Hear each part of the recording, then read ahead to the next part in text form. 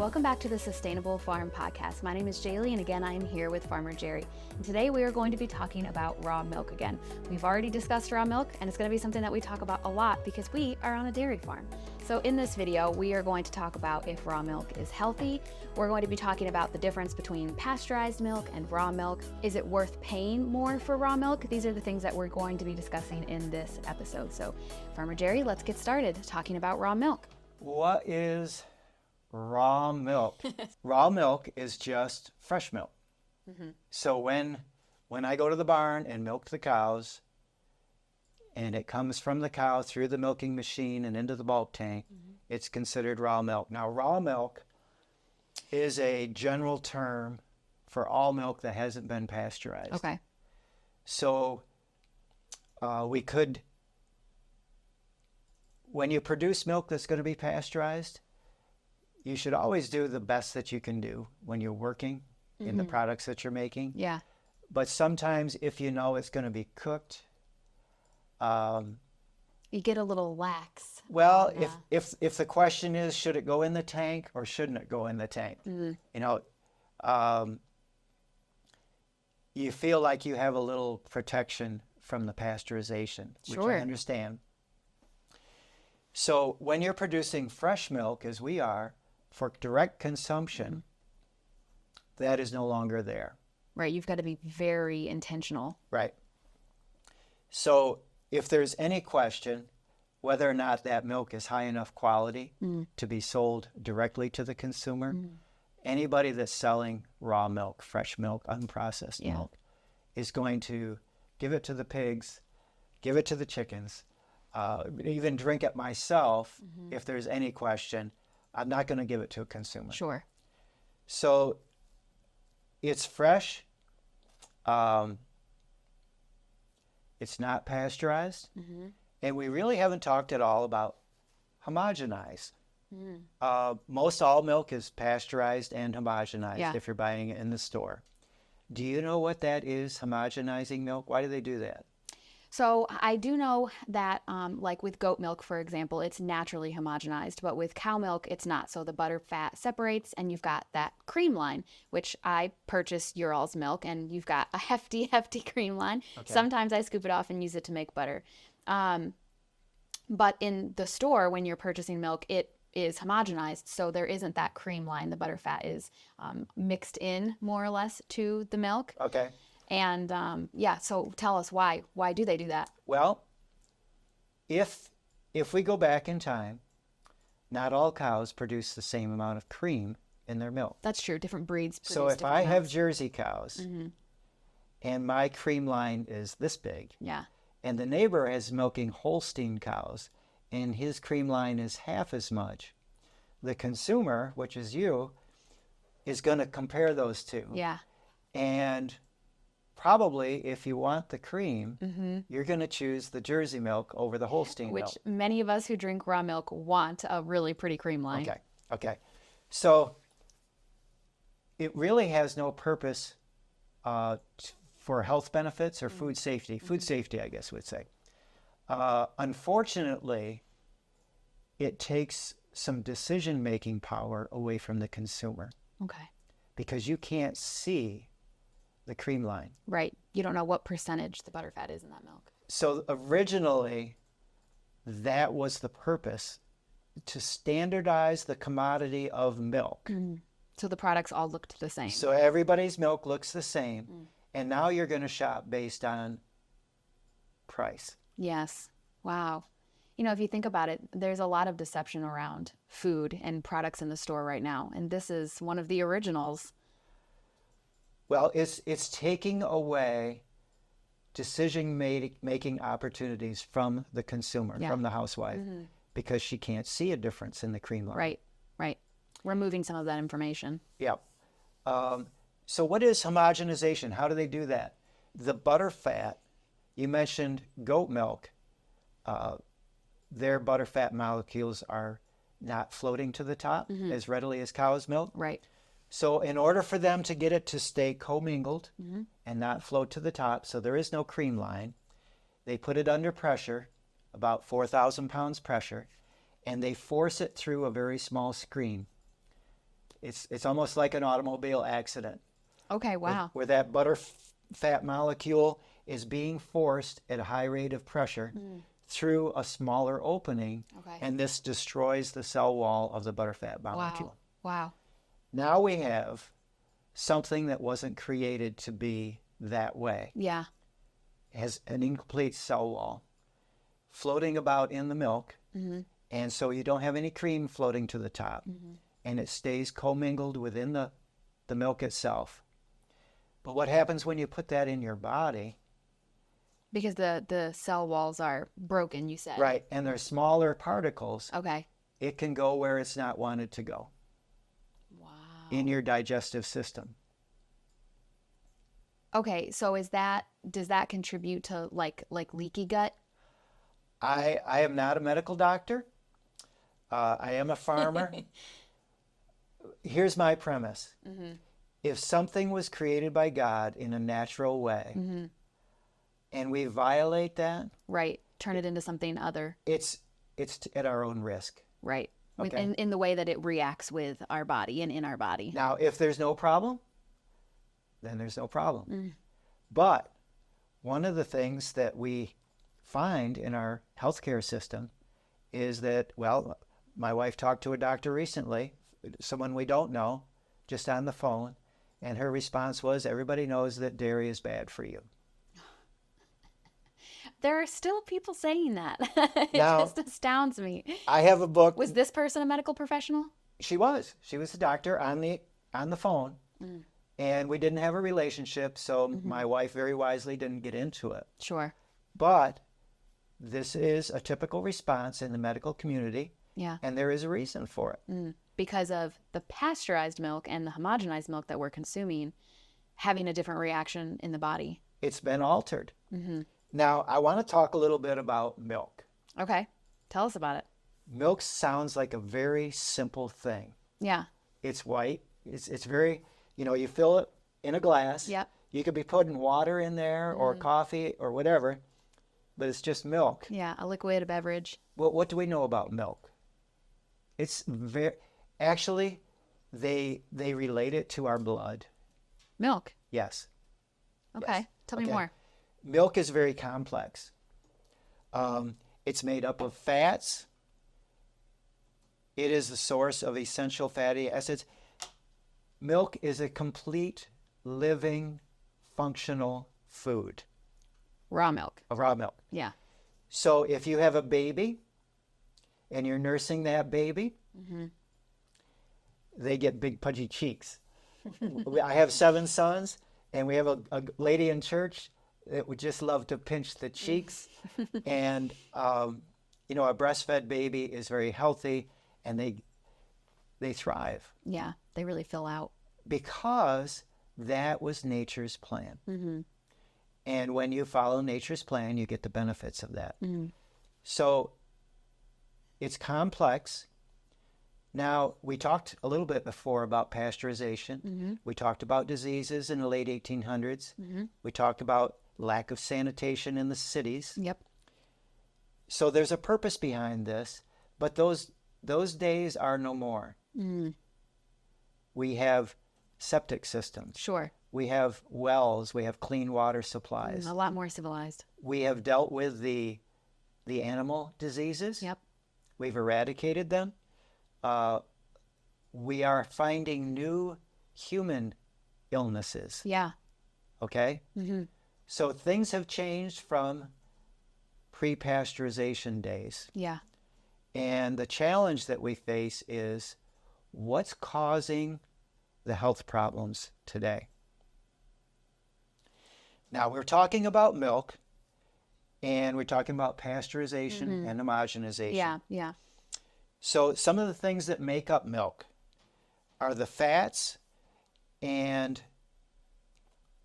the essential fatty acids are those things that must come from food.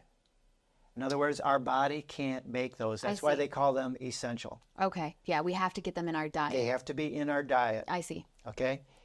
The fat-soluble vitamins A, E, D, and K can only be digested and absorbed and transported in association with those fats. Wow, that's interesting. Okay? Yep. So these guys are working together as a team. Mm-hmm.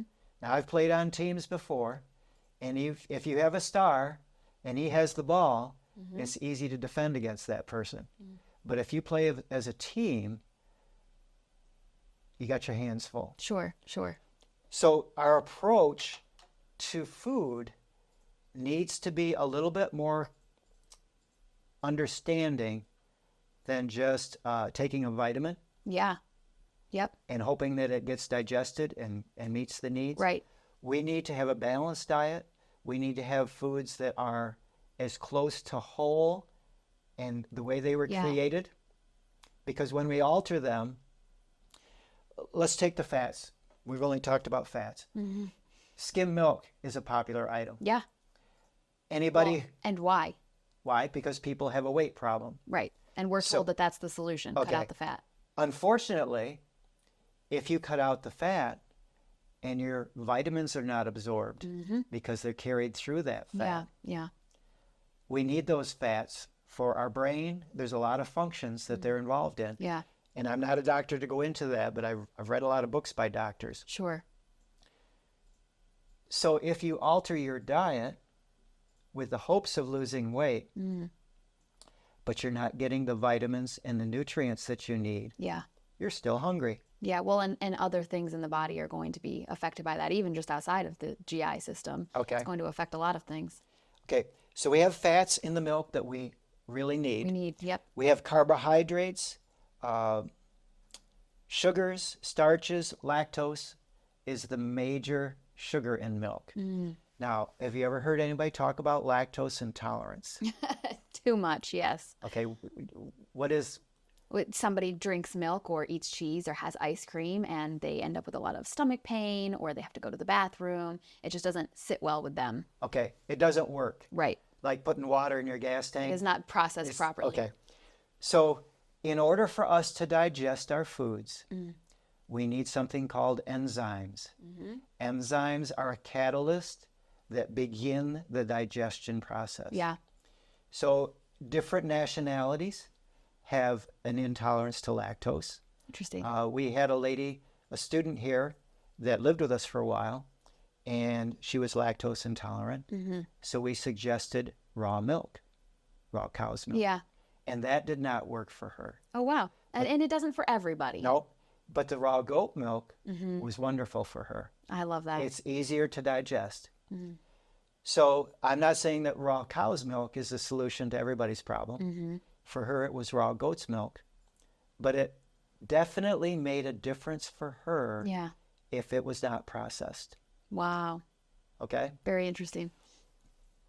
So lactase is the enzyme that digests anything with ASE on the end of it is an enzyme. And that aids in digestion. Yes, but it's not found in milk. So where does lactase come from? If people who are lactose intolerant can't drink pasteurized milk, can drink raw milk, where does that lactase show up from? Is it something that our body produces when it has everything else that it needs? Okay, That was a guess. I don't know if that's right. there are bacteria in the raw milk, lactobacilli, lactococci, and lactobifida, that when they get down to the intestines, they create lactase. Okay. So the very good bacteria in the raw milk, produce what you need to digest the milk. So if are these things then missing out of pasteurized milk, and that's why people have a difficult time processing it? That's my question. If they were there, because the heating kills the bacteria. Right. The good and the bad. Yeah, we talked about the pasteurization process a lot in that first episode where we talked about raw milk. So now we're getting down kind of into the nutritional value, like what is missing from milk when you put it through that pasteurization process. Okay. So right there's a difference in the digestion because the bacteria are not there to make the lactase. That's one thing. Proteins are in the milk. 8 essential amino acids that build proteins are there. Love that. So milk is a complete food. Vitamins and minerals, A, D, E, and K. Yep. Vitamins A and D work as a team. Okay? To function properly in the body. Right. And to be absorbed properly by the body. One without the other, right. you don't gain the benefit. Right. Luckily, I think more people are starting to learn about this. I've seen a lot of other podcasts and videos and things like that where people are discussing how these vitamins need to work in the body together, and that information is just not, it's not taught, it's not readily available. And so now we are starting to talk and learn more about how you need these things to work together to function properly in the body. And all of these are found in raw milk. Right. So when I was putting these notes together, yeah, my question was, why do they add vitamin D after they pasteurize the milk? Tell us. I don't know. You don't know? But I wouldn't add something if it wasn't lacking. Right. Okay? And we read the nutrition label, Mm-hmm. and if you read cereal boxes, all the daily nutrients, the vitamins that we need are added back in. Yeah, that's called being fortified or enriched. Okay. They're going back in and adding what's presumably being lost through the processing of the foods. So that's a deductive reasoning. Yeah. You wouldn't put it in if it was already there. Mm-hmm. So yeah, we'll just let that be there. Enzymes, 2, 4, 6, 8, 10. There's over 20 enzymes on this page that are in milk. Fresh raw milk. Right. The second one is alkaline phosphatase. Have you ever heard of that? No. Okay. There is a test that they do to see if milk is properly pasteurized. Okay. And it's called the alkaline phosphatase test. Okay. And if there is none present, then the milk is properly pasteurized. And that's an enzyme. That is an enzyme. Okay, so it's more the test to see if pasteurization was successful is seeing if that particular enzyme is absent from the milk. Correct. And we covered just a few minutes ago that enzymes are necessary for proper digestion. Just putting the pieces together here. Yes. So if the test is there's no enzyme there, and I'm not saying all 20 of those are that case, but they are impacted by the temperature of pasteurization. At least that one is. Yes. Interesting. Yes. Okay. Wow. All right. So that covers kind of the nutritional content of raw milk versus pasteurized milk to an extent. We didn't talk so much about what's missing in pasteurized milk, but we've made some deductive reasonings. If they're having to go back in and add stuff post pasteurization, then we can assume that things are, being removed through the process. So are there any myths or misconceptions about raw milk that we can debunk?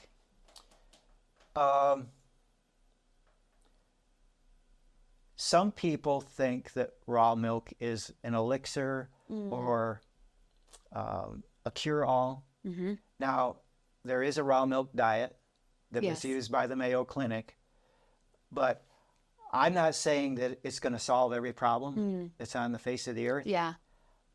It is just milk. Yeah. Yeah.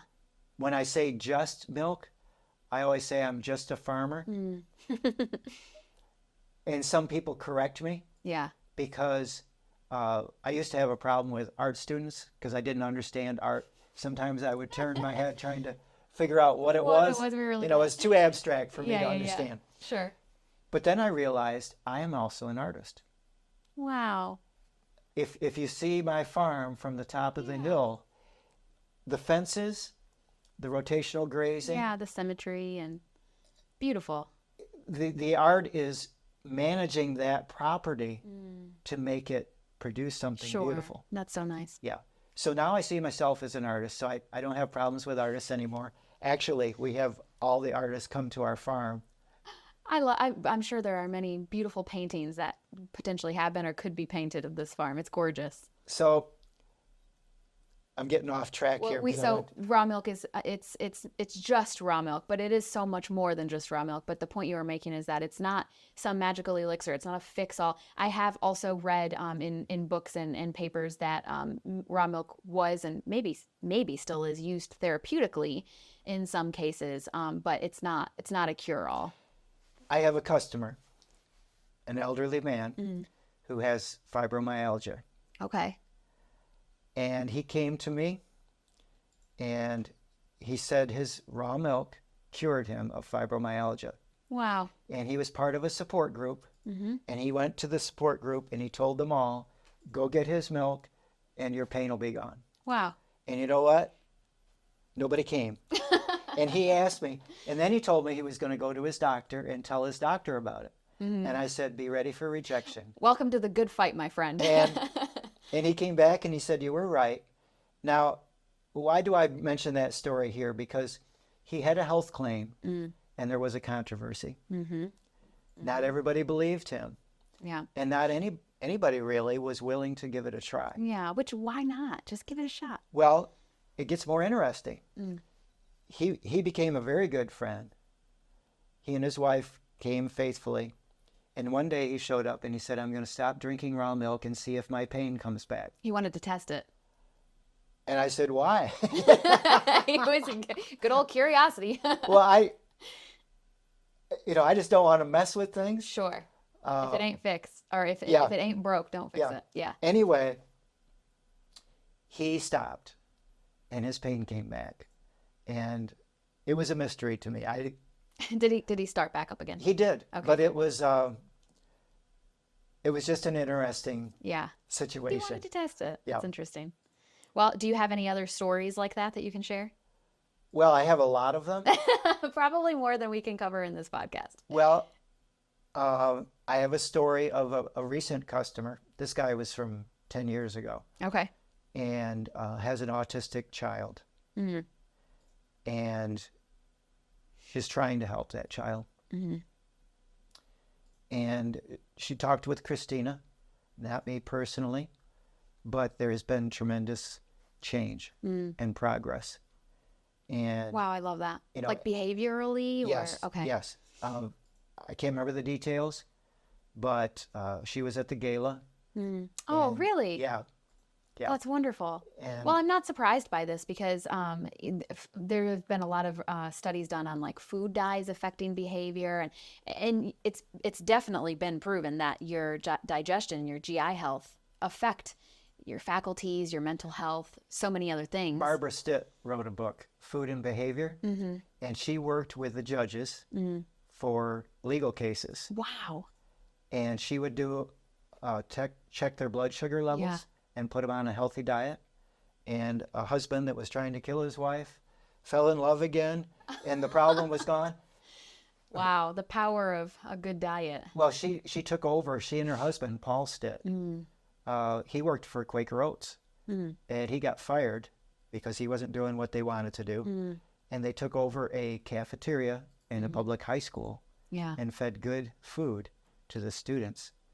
And they totally changed the character of the school. Well, this has also been talked a lot about in food deserts, in areas where there isn't access to good, clean, healthy food. There are higher crime rates, and it messes with your rationality, your how reasonable you are, your ability to process and function properly. So, I mean, there's a lot of different directions we could take that concept. But, but that's a controversy. Some people will say, I don't believe you until I see it. And, I'm not making these up.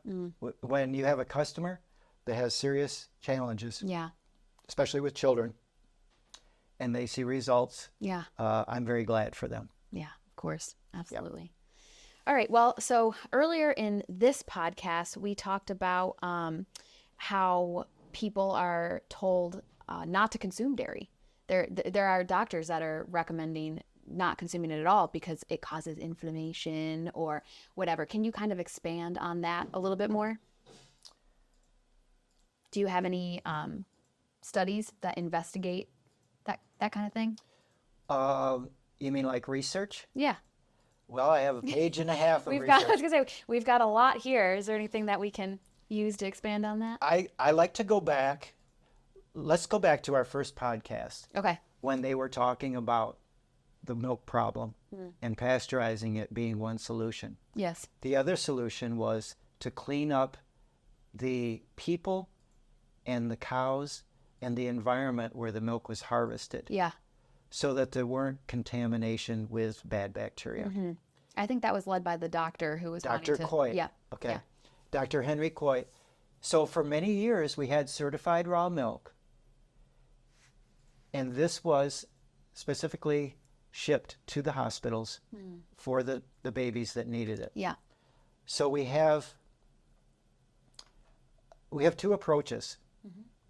And really, it's fine with me to have two approaches. Options. You have a choice. Yeah. And we as And consumers like that. we like that. And so we should have freedom.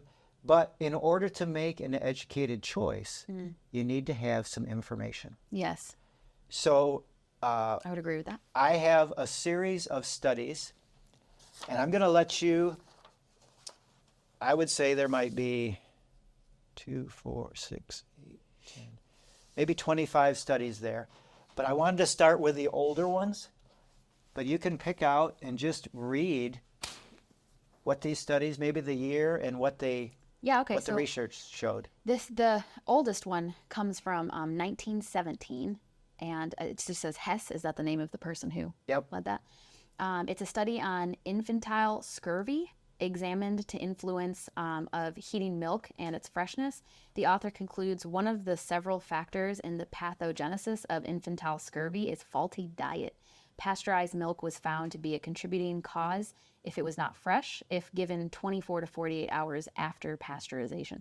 And this study came out of 1917. So we've been seeing that the pasteurization of milk, taking out that, all of the things that you listed earlier. Ascorbic acid, vitamin C. Specifically for the scurvy? For the scurvy, yep. Wow. So that was found to be a factor there. And then the next one from there is 1928. A study conducted at the Kansas Agricultural Experiment Station compared availability of minerals to children from various forms of bovine milk. They found that pasteurized milk gave less favorable calcium balances than did fresh raw milk. The effect on phosphorus availability followed a similar trend. So back to those same nutrients and the levels. And so they're actually testing the children. They're testing the availability of minerals in the children based on the milk that they were drinking. Right. That's fascinating. Do you want me to keep going? I can. You can. Okay. After that, we've got 1931. A study conducted at the Ohio State University compared the feeding of rates on bovine milk as either raw or pasteurized. They observed that rats fed with raw milk had sleek, smooth coats, were in good flesh, their eyes were clear, their dispositions were good, and they seemed to enjoy being petted. While those receiving the pasteurized milk showed a roughened coat, they were dull, listless, and huddled together in the cage. Their eyes lacked luster, and they became quite irritable and showed a tendency to bite upon being handled. The weight curves in these groups also showed differences. Raw certified milk showed an average gain of 57 grams. Those receiving the pasteurized milk indicated an average gain of only 33 grams. So we feed raw milk to our calves and actually let them nurse directly from the cow. Good. That's good. And personal experience is I've never seen healthier calves in my life. When we bottle fed, they weren't this happy, even though it was raw cow's milk. Yeah. The closer we get to the nature's intended ways, the better the results. I love that. Yeah. So there are two more that I wanted to read and kind of take it a different direction. This is from 2007, an editorial published in Clinical and Experimental Allergy based on relevant literature noted that there is a small but growing body of evidence that consumption of unpasteurized milk is another factor mediating a protective effect on allergic disorders. And then this one says, a study of the immunological consequences of pasteurization concluded that the immunomodulatory potential of farm raw milk is significantly altered following pasteurization. Changes in gene expression profiles relating to the innate immune response suggest that raw milk consumption could play a role in alteration of allergy incidence. And I just wanted to mention those because again, we're not doctors, but I've just heard a lot about people being more prone to intolerance and allergy when it comes to milk. And I wouldn't be surprised if there's a correlation in the amount of time that we've been pasteurizing milk and the increase of incidence in allergy and intolerance. That's just a speculation. Well, if you just observe our society. Yeah. When I was growing up, we didn't have a lot of these issues. I mean, Yeah, the no, that's behavior, true. we talked about the behavior in was it in mice or? Yes. Yeah. Yep. You know, it might have been the kids were playing outdoors more and less of the screen. I don't know what it was, but we're seeing a lot more change in the behavior. Yeah. Yeah. It's hard to make direct correlations because there are so many factors. Yep. But, being the Sustainable Farm podcast, it's just interesting to me, these changes and now the effects that we're seeing kind of generations later. Yep. So just wanted to make that point. There was the study done by Pottinger with cats. Okay. And I've not heard of this. Well, he picked different diets. He had several groups of cats, and this was a long study. It didn't last too long for the pasteurized milk consumers. Oh, no. They couldn't reproduce after 3 generations. See? Wow. So That's very concerning to me. and we're having a lot of challenges, Yeah. fertility challenges. I mean, that's just a basic cat study where he had raw milk and raw meat. And those cats, that study went on for a long time. Sure. They thrived. And then he had raw meat and pasteurized milk. And then he had cooked meat and pasteurized milk. Wow. And That's interesting. yeah, I'm glad we're starting to shed more of a light on these things, and there is more research being done and more people talking about it and whatnot. I'm glad. All right, so let's talk about this from the farmer's perspective. What challenges are you facing when it comes to being the one producing the raw milk that you are selling? Because you guys do direct to consumer. we do. And we started in 1978.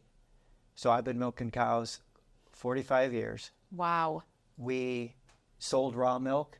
I had families that raised 6 kids on our raw milk, people that lived in the community. And it wasn't even a topic of conversation because there was farms everywhere. Yeah. And it was going on everywhere. It was widely accepted. Right. And later on, the father came up to my farm. This is after the kids had grown and left the house. And he was getting a bale of straw for one of his rental properties. He was redoing the lawn. And I had a store, not the store I have today, just a corner of the garage where I was selling raw milk. And I showed that to him. And because of his reading the newspaper and watching the news, he got very alarmed. At your selling of raw milk? At my selling of raw milk. Okay. The same person who raised his kids He on raised his family on my milk. I'm serious. But you see, when you read in the press the reports, and you respect the authorities that are issuing those reports, you believe them. Sure. And I totally understand it. But I said to him, sir, you raised your family on this milk. So the challenges, one of the biggest challenges is the public perception. Yeah. If you repeat a lie enough times, Yeah. people are going to be convinced of it. You're battling that propaganda. So it's unorthodox. It's not politically correct. Whatever term you want to put on it, it's outside the box. Yeah. It's not normal. Which is so interesting because if you look at the trend, it's new that's outside of the box. Well, New-ish. if you're looking at history, Right. if you go back to creation, pasteurization is the newbie. Right. That's what I mean. Okay. Yeah. Let's bring a little fact in here. Ooh, facts. Facts. Consumption of fluid, fresh milk, liquid milk in 1929 was 50% of all milk produced. Wow. Okay. 25% of the milk produced was made into butter. Okay. Today, 26% of milk produced is consumed fluid. As a beverage. As a beverage. So we used to drink 50%, a straight line down Wow. Yeah. to 26%. And I wonder why. Well, I'll tell you why. Because the medical doctors, when you go to them with digestive disorders, say you need to cut out dairy. Yeah. Everybody knows it's bad for you. Well, there's that, and then there's also the low fat, low carb weight loss culture that we've adopted as well. So, why choose milk over water when milk is going to make you fat? Unfortunately, I've been drinking milk for 70 years, and I weigh 140 pounds. So, does milk make you fat? No. Well, I'll tell you what makes you fat. If you're consuming more than you're burning. Mm-hmm. Being sedentary. Okay. Yeah. Now, I might have a metabolism that's cranked wide open. Now, when I was young, it was a result of hard work. And I was going to say, you've got all those years of farming. Right. But I'm 70 years old now, and I'm not laboring like I used to. Right. I still get a lot of activity, but your diet needs to supply what you need nutritionally. Right. Absolutely. And I would dare say, I'm reading a book right now, Ultra Processed People. Mm-hmm. I would dare say that the food that we're eating is lacking in, this goes back to the vitamin D thing. Yep. Is lacking in the nutrients that we need. And so we continue to eat trying to meet that demand that we have for the nutrition. Yeah. And it's not in the food that we're eating. Yeah, I've heard it said, and I don't know where this came from. I can't quote it properly, but I've heard it said that America is like the fattest but the most nutritionally deficient of all the nations. We're eating the most food and we're getting the least out of it because of how processed it is. And I believe, well, how processed it is, and also what about the soil? Yeah. Our terrible farming practices and how depleted it is of minerals and. If you don't have a fertile soil, then the plants aren't going to be producing as well as they could. I've heard that too. An apple today is not the same as an apple from the 50s. Again, I just hear these things. I don't have a way to source them. But so if you're really concerned, we need to think about the soil. Yeah, which could be its own separate podcast episode. Yeah. Let's not go down that rabbit hole because we could talk about that for an hour. No. So, all right. So we've talked about some of the challenges, which misinformation being a huge one. So now talk to me about the difference between your farming practices and the farming practices of the dairies that are selling their milk to be pasteurized. And you touched on it a little at the beginning of the episode when you said that the cleanliness is there's a big difference there. Okay. There are multitudes. I'm sure. Number one, the focus that we have in our commodity food system is quantity. Oh, yeah. Yeah. It's all about pounds per cow, bushels per acre. It's quantity. Yeah. Because that's how we get paid, because we have made everything into a commodity. Yeah, well, and we're hungry because we're nutritionally deficient. So we're eating more and more. The average person's eating more. Now, if you had, and I'm going to use grass-fed beef. Okay. Because I didn't know that grass-fed beef was a superior nutritional value compared to CAFO beef, feedlot beef, corn-fed beef. But it makes sense because we have a saying with our technology today in the computers, garbage in, garbage out. Interesting. So if your feed is cheap and it's processing waste, you see a rumen of an animal will digest fiber and a lot of different varieties of fiber. But if you put high quality grass in that animal, you will get a very high quality milk out of that animal and meat. Well, in the same way that the rats and the babies do better when they're given a product that has naturally occurring vitamins and minerals, they do better, they thrive. So I don't see why the same couldn't be said for the cows. But but we turn around and eat the cows. So they're... Okay. So what the biggest challenge, actually this, and we're going to do another podcast on organic. Yeah. And we'll get into that later. This transitions us into a quality of life for the animal and the quality for the soil as the focal point, and then the sanitation of the barn, of the milking environment, which is very easy today because we have refrigeration, we have stainless steel, we have milking machines. And so our milk goes right from the milking machine through the stainless steel pipeline into the stainless steel bulk tank and is cold. Yeah, right immediately. away. Yeah. I mean, right now. Yeah, Christina's taken me and has shown me your whole setup. It's amazing. It's not exposed to the air. No. There's very controlled. There's no touching it. Yeah. It's right out of the cow. I think people picture that. They picture like some farmer carrying a bucket of milk half a mile down the road. No, yours is very efficient. And then it comes out of the tapper valve into the glass jar with a lid. And then it's in your fridge. Yeah. So it hasn't been commingled. Now let's look at the commodity milk system. The milk comes into the tank. It'll be in the farmer's tank for 2 days. The truck will pick it up. It's commingled with all the other farms on the route. Then it goes to the plant and into a big upright silo. They have 72 hours to store it before they have to process it. Okay. So you're saying it can sit in that tank for 72 hours? Correct. Okay. So you have 2-day-old milk on the truck in the silo. So now we're 5 days old. Wow. And now it can get pasteurized. The milk that you get from us comes from this morning's milking. Yeah. Oh, yeah. In the jar. Yo, when I pick up my milk on Tuesday, I mean, it was milked that morning. Yeah. I'm getting it just hours later. So it's in your refrigerator before it's 12 hours old. Yeah.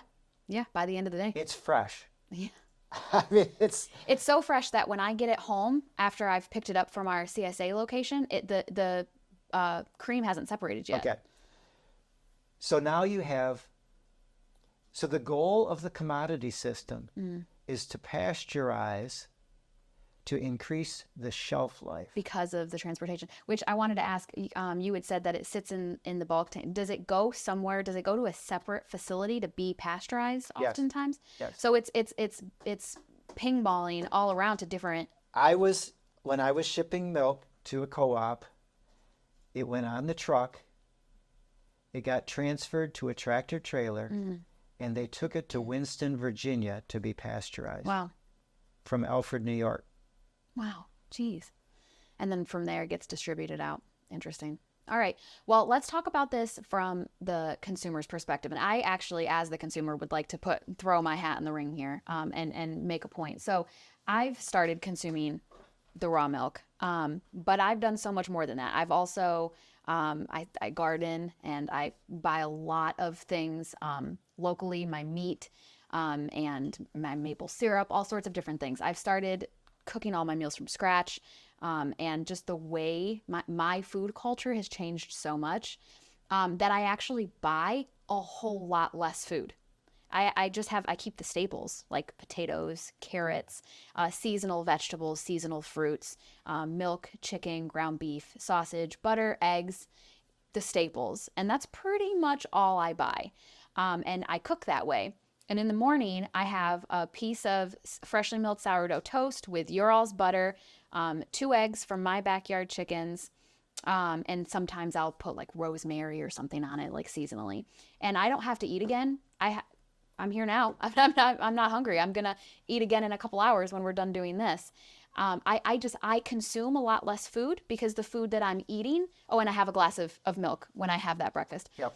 It lasts me so much longer and really satisfies me. So from a price standpoint, to me, it's a no-brainer. I don't even think about what these products cost me because I know that I'm not going to walk into Wegmans and spend $350 on food that is going to do absolutely nothing for me. So from a consumer standpoint, the price is not even, it's nothing to me. When you talked about diet, when we consume those good fats, yeah. When I put butter into my body the first thing in the morning, yeah, that fat digests slowly. Yeah. It's an energy source. So does the sourdough too. It's a sourdough. Yeah. So it stays with you. Yeah. And I can work longer. I mean, I can skip meals because I have energy. Yes, same. And I don't feel bloated. I'm not carrying a lot of weight. Yep. Just choosing wisely Yeah. the fuel that you use in your diet will change the way that you feel Yeah. and your productive output. And it does make a huge difference over the long term if you're eating healthy. I'm 70 years old. Absolutely it does. I don't take any medicine. Yeah. Now, I do go to the doctor for a physical once a year. Yeah. In the same way that we should still go to the dentist. Yeah. Yeah. But you know how much money I've saved? Well, that was going to be the next point that I made, because I used to struggle with migraines, and I was on a prescription medication for it. And when I started, I changed my diet. I don't even take Tylenol anymore. I was shelling out money for migraine medication, Tylenol, and things like that I was having to take continuously throughout the day. And when you switch your diet to include all of the things that we've talked about, all the vitamins and the minerals and the enzymes, a lot of these things that you were spending money on, you don't have to spend the money on them anymore. Yeah. And what does it do? I'm a farmer, and right now I'm selling all my milk fresh to the consumer. Yeah. Fresh, Amazing. unprocessed, raw milk. My farm, Kelby and Christina have taken over. That farm will continue generationally. It's a legacy. However, if I was shipping commodity milk, I would get 8 cents of every dollar that you spend on dairy products. Wow. 8 cents? 8 cents of every dollar Wow. gets back to the farmer. That is a shame. Because we're price takers, not price makers. Right. Wow. And so they were taking out for hauling. Remember I told you I went to Winston, Virginia? Yeah. That would come out of our pocket, even though we had no control over it. And they would determine what we got paid, and it wasn't enough to pay the bills. Now the bills are increasing. If there's one thing you get out of this podcast, if you want to make a corrective action to help your cash flow, find good, healthy food. Yeah. Oh, yeah. And learn to prepare it and consume it so that you can get what it's going to benefit your health, it's going to benefit your checkbook, and it's going to keep the farmers producing good food. I could not agree more. So that we can all survive. It is a win-win. And this middleman that has been established, it's not necessary. It's unnecessary. We can take out the middleman and we can work directly the way that you and I work together to you can have benefit us both. Fresher and more nutritious food. Yeah. And support the farmer that's producing it. I love that. And you have food security. That's amazing. Well, I don't see how you could argue with that. That is absolutely amazing. I think we covered some really great information in this episode. So stay tuned for the next one where we talk about organic food.